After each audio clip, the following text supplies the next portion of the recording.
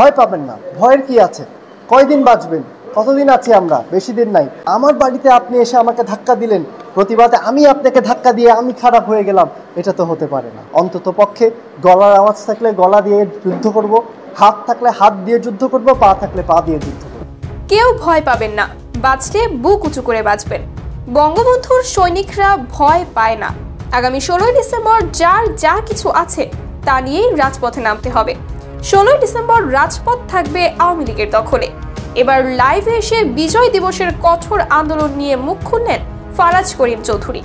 সাবেক প্রধানমন্ত্রী শেখ হাসিনা দেশ ত্যাগের পর থেকে দেশে বিভিন্ন স্থানে নানানভাবে নির্যাতনের শিকার হয়েছে আওয়ামী লীগের নেতাকর্মীরা।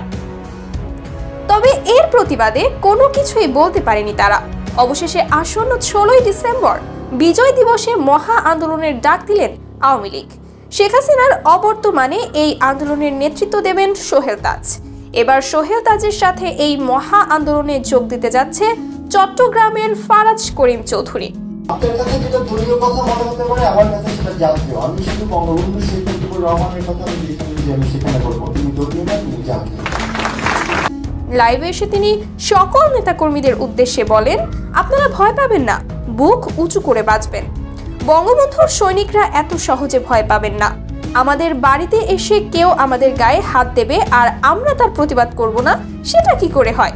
আমাদের যুদ্ধে নামতে হবে এই অবৈধ সরকারের বিরুদ্ধে। আমাদের যার যা কিছু আছে তা নিয়েই 16 ডিসেম্বর মাঠে নামতে হবে। দরকার পড়লে হাত থাকলে হাত, পা থাকলে পা নিয়েই সেদিন রাজপথে নামতে হবে। আমরা এই দেশকে আরেকবার স্বাধীন করব এই বিজয় দিবসে।